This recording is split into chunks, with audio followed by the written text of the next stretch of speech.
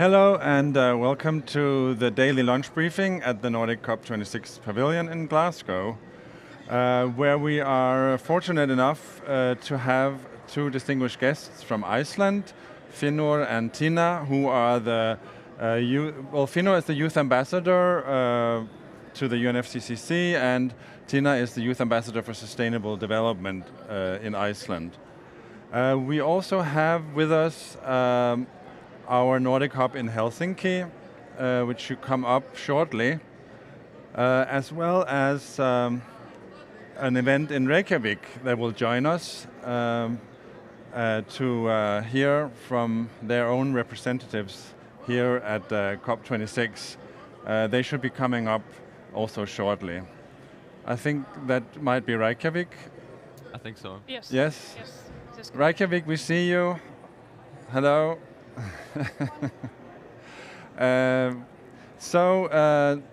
Tina and Finnur, thank you for being here today. I know you've had 2 very busy weeks, and we're all getting really tired here.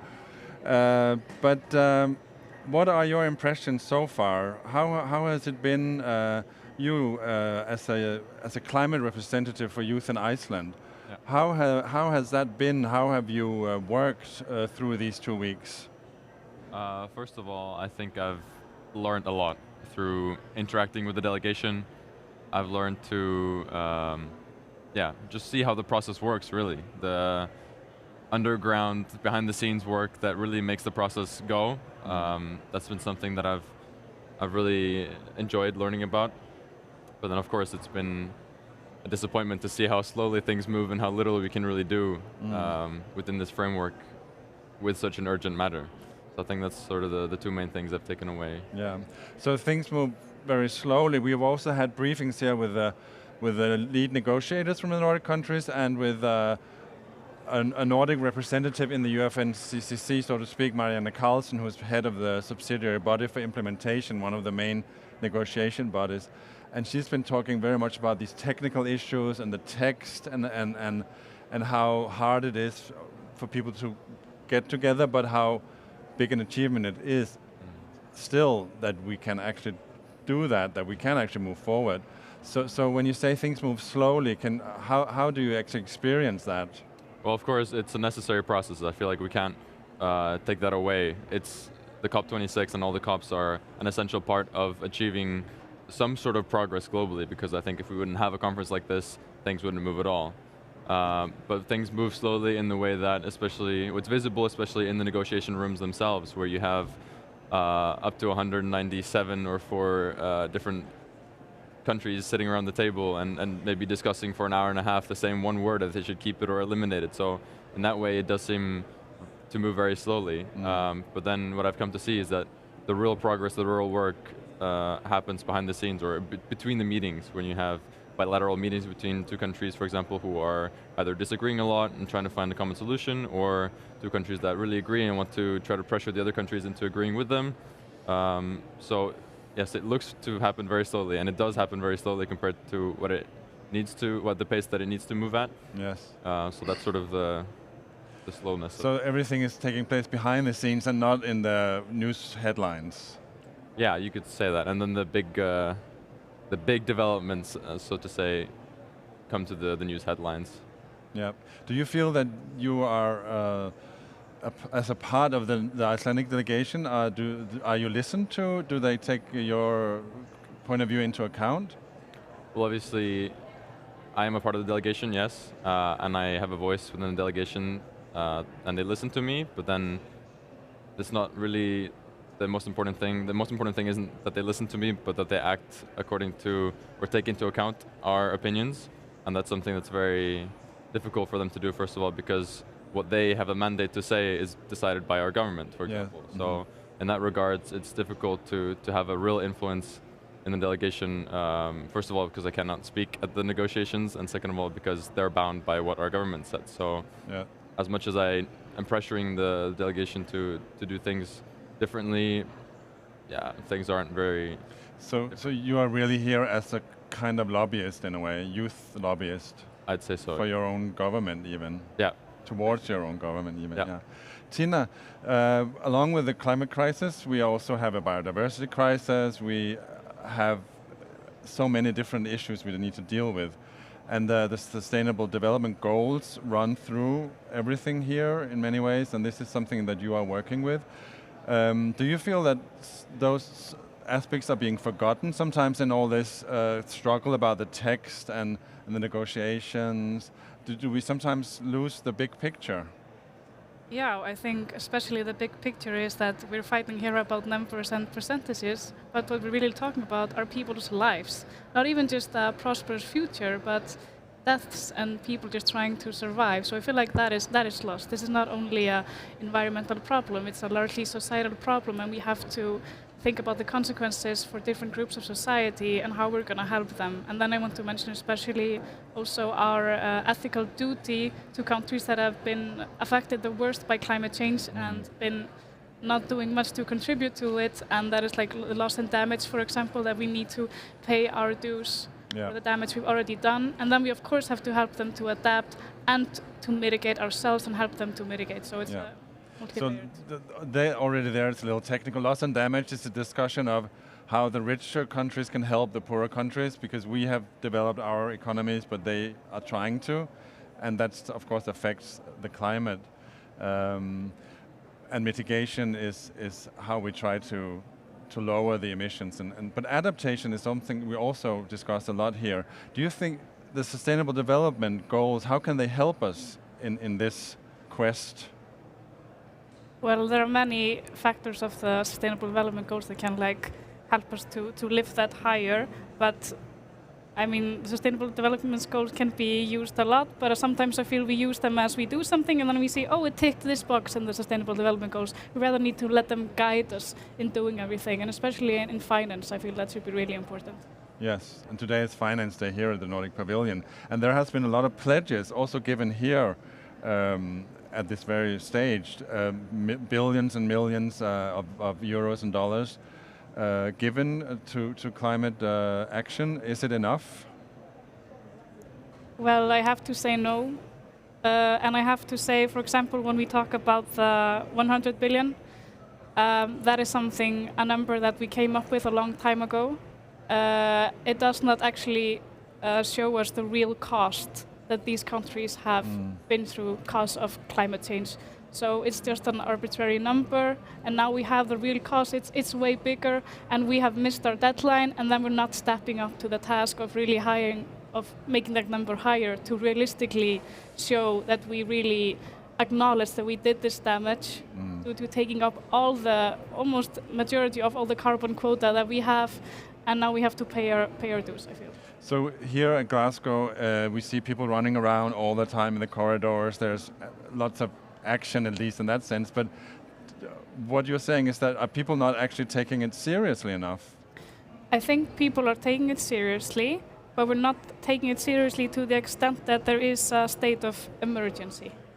And also to reach these goals that we have set, to get everyone on board, we need to think about all the societal effects and different things, and we need to make amends to what we have done, and then we need to move forward. So to get everyone on the same team, we kind of need to realize that we can't just tell everyone to head in this direction while we haven't talked about the past and what has caused this evolution that we're currently on. And I feel we have made some very important decisions here, but then we still have a big emissions gap we still need to close, and that should be the big thing. We shouldn't, of course we need to think about carbon neutrality, climate neutrality in the future, but we really need to focus on now our short-term goals to get us quickly on track, and action plans, because the plans in the future, we don't have any certainty right now that they will realize. So what decisions could you mention in decisions from the last 10 days that you think are important?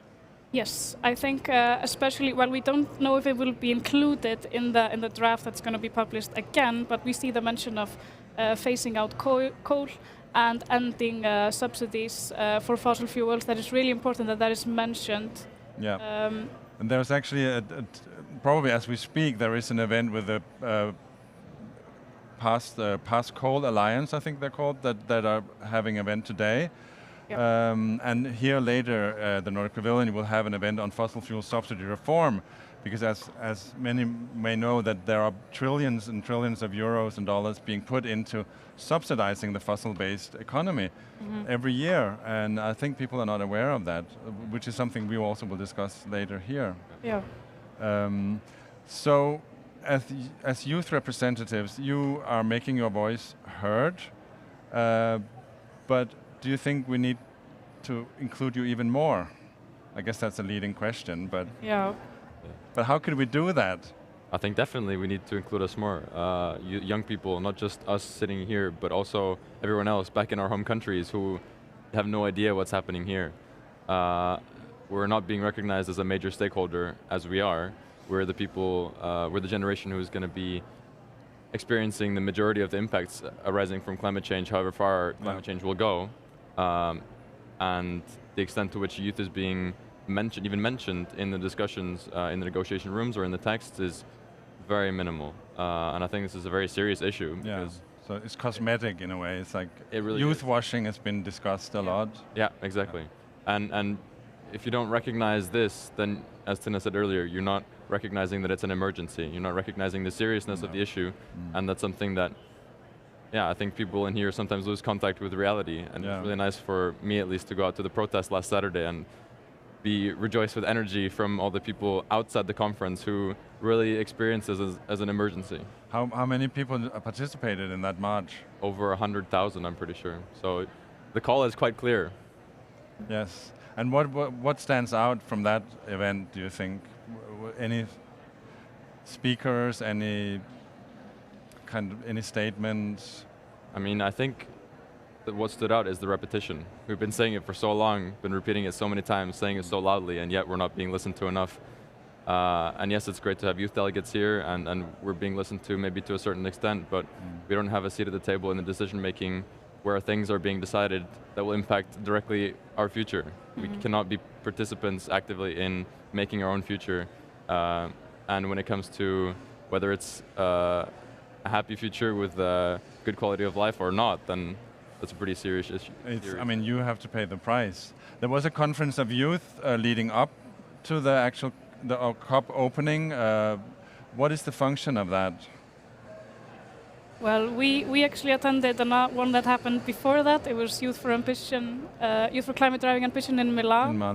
And we made statements that were then put forth to pre-COP and then also to COP. I don't know about COI because I didn't attend. So. Yeah, I mean, Youth for Climate, it was a first try. It was sort of a pilot project, and we did have some interaction with Alok Sharma, some ministers, but it was still on quite a superficial level, and I've seen only one event here that's focused on the Youth for Climate outcomes, and it's been a side event where only youth attended.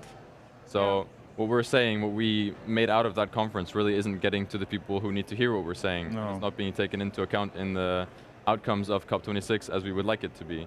So in that sense, it's a great way for us to meet other young people and discuss our priorities, but when it comes to the actual impact that it has, it's quite limited. And the same goes for COI, which is another youth conference. Yeah. It shouldn't be insulated, it needs to be mainstreamed, and the youth representation should be integrated integrated in everything, yes. I've now sometimes started just to say no to like youth panels, because I don't want to be on the youth panels, I just want to be a youth in every panel, you know, because who comes to listen to it? It is just the other youth and people like, you know. And we have tried that very much here at the Nordic Pavilion. Tomorrow we will have a youth panel. I'm guilty of that, but otherwise we have really tried to make that voice heard. So and we will keep trying to do that in the future. So maybe we should open up for questions also. I don't see anyone in Reykjavik. Are you there, or is it a frozen picture? Oh, yes, there's a person. Are you wearing those damn thing also? Yes, we are, unfortunately. Okay. Yes, well, we're here. Hello and welcome. Could you maybe introduce yourself to the audience here in Glasgow? My name is Karen Björk Eyþórsdóttir, and I'm the host here today. I'm also Tinna's Vice Youth Deputy UN, long title. And along with you, next to you, don't know that, but next to you is Andre Jamholt from our Nordic Hub in Helsinki. Hello to you also, Andre. Hello, Glasgow, and hello, Michael. I hope you hear us. We hear you very loud and clear. Thank you. Are there any questions from Reykjavik? That's a good question. Are there any questions here in the room? I don't have any on Slido at the moment. You can But take No one it. has a question. I do have one myself. Okay, but well, if anyone wants to ask, Aldís?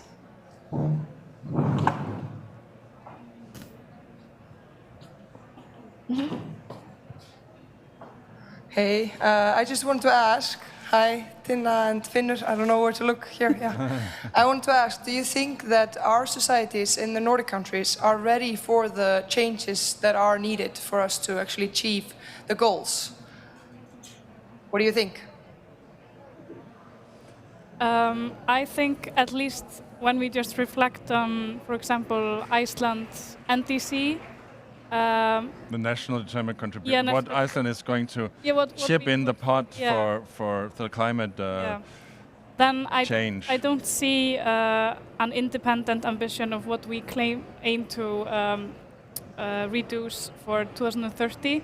We're now part of a joint NDC with the European Union and Norway, and we see other Nordic countries. I feel like they're at least more ready to take the step and legislate their own plans for 2030, whilst Iceland is now currently waiting what will be determined from that joint. So you think Iceland is leaning back a little bit? Not a little bit, we're just in a the lot. last year, just here. Okay, well that sounds very Icelandic actually, but I mean you also have, I mean energy-wise, you have thermal energy, geothermal energy, and water from water. Mm-hmm. So there at least you are doing really well, or Yeah, but that was such a long time ago.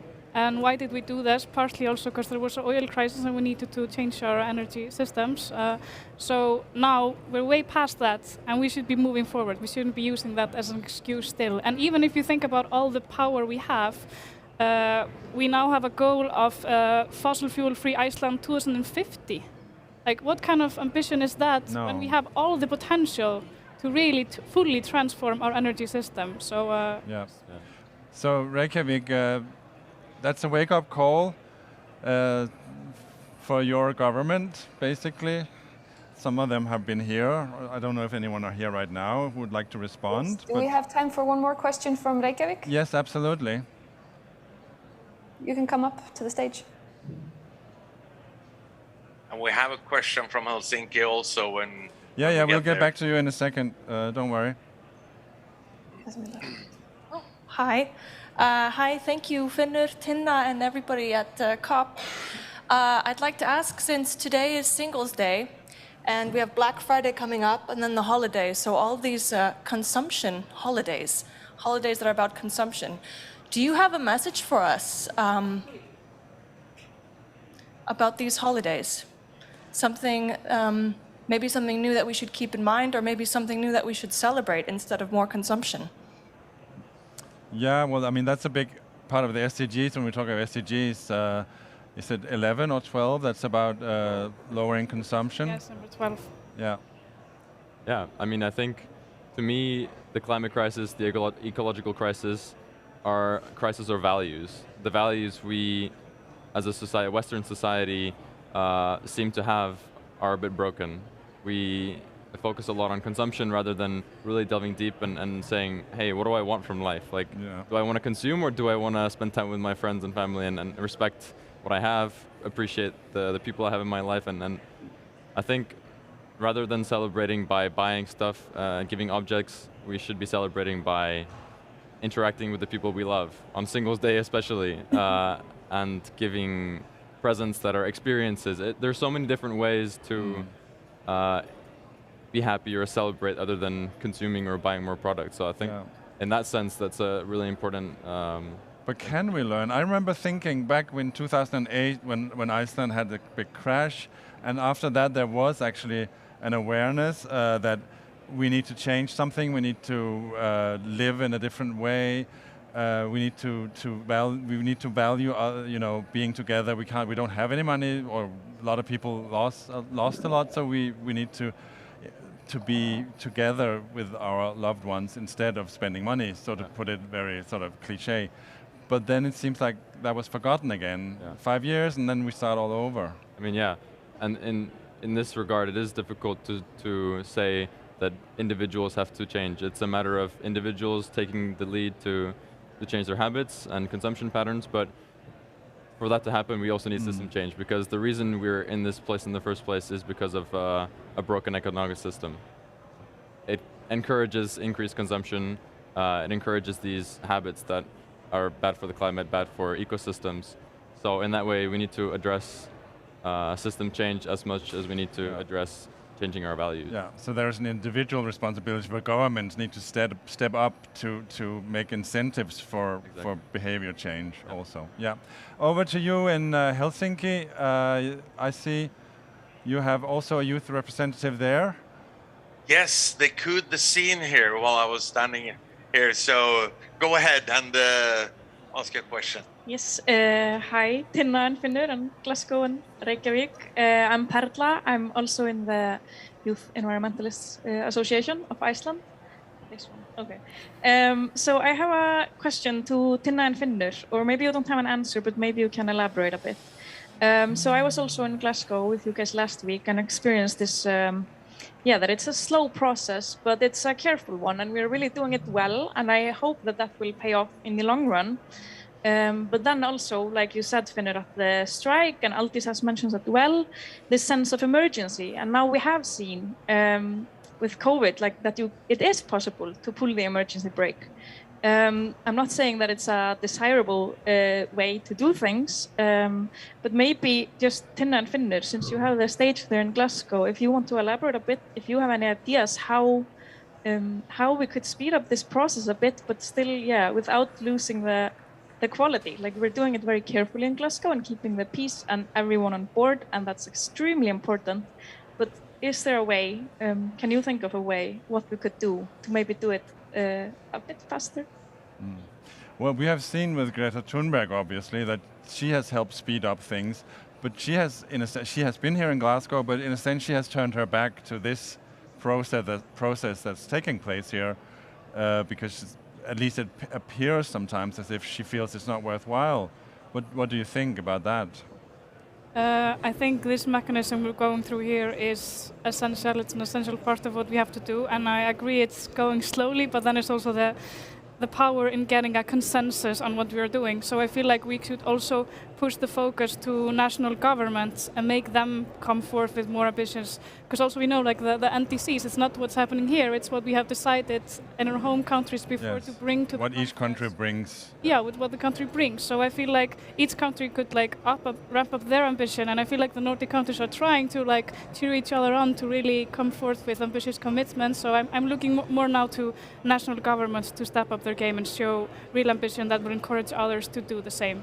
Yeah, and I feel like maybe going back to Aldís's question as well, is the Nordic region ready? I think the people are ready, and then a big topic that's been circulating before COP26 and at COP26 is, where is the political will? If the people are ready, if the people, 100,000 people show up in Glasgow and demand change, and then the political will within the conference isn't there, then it's very difficult to make any ambitious progress. So I think it's a matter of a wake up for politicians, for parliamentarians, ministers who are in here and have the possibility to change things. But are the people ready? We saw recently there was an election in Norway where the Green Party, they campaigned on a platform of ending oil, and they almost didn't get any representation. Yeah, I mean, I think there are a lot of people who are ready for it, and those are the people who have really understood the emergency, and the people who are not ready haven't understood the science, haven't understood the urgency of the situation. So it's not a matter of, is the entire population ready to face the fact that it is an emergency, but it's a matter of, are we going to save our societies in light of this emergency? We will get back to Helsinki in a second. We have one question here also, I believe. From me, actually.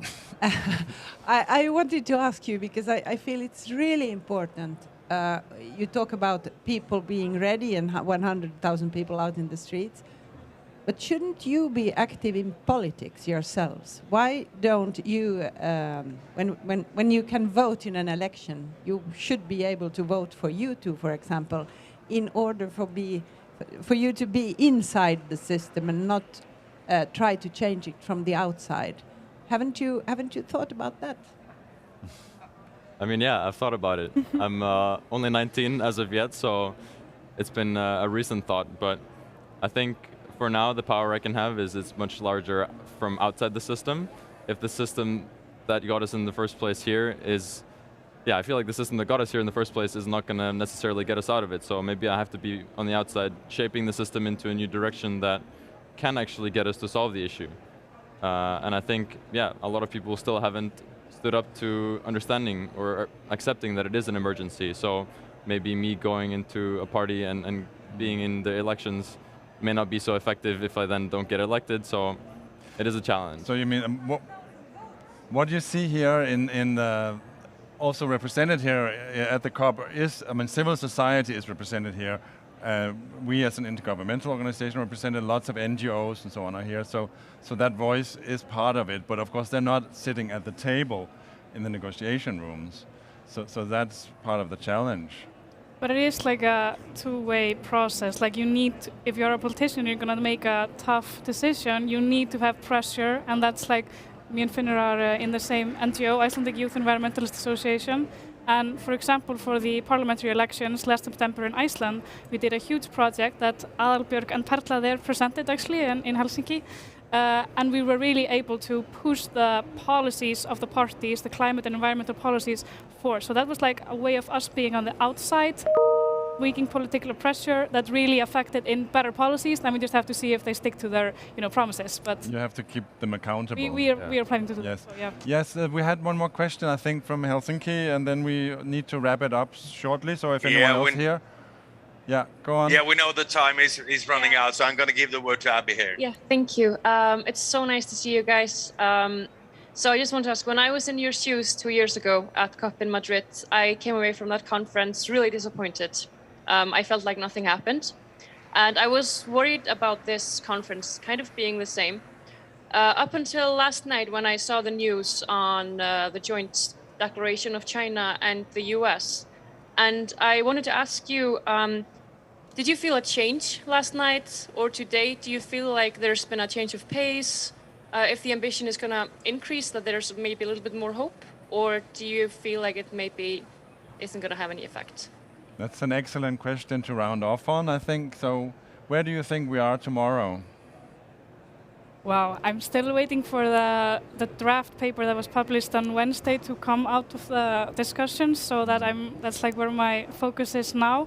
But yeah, we saw major changes just in the last couple of days that have brought more hope, but I still feel like there are certain issues that really need to be resolved, so I'm worried about that. But overall, I'm feeling more hopeful than when I arrived at COP, but then we'll see if the progress that I was hoping for will realize in the end, So, yeah. And you, Finnur? Yeah, I think there have been some very important developments in the past week and a half, and I want to mention specifically things outside the negotiations. And I think that's something we have to increasingly recognize as an important tool, is not relying entirely on these negotiations. These are 2 weeks out of 52 weeks of the year, and if we're going to rely on this to be the constant driver for change, we see that's not going to happen to reach the goals that we want to reach. So I think we need to, or politicians need to step up, civil society needs to step up even further, and recognize that we can make changes outside of these conferences. We have to take action, make coalitions, such as the ending deforestation by 2030, reducing methane emissions.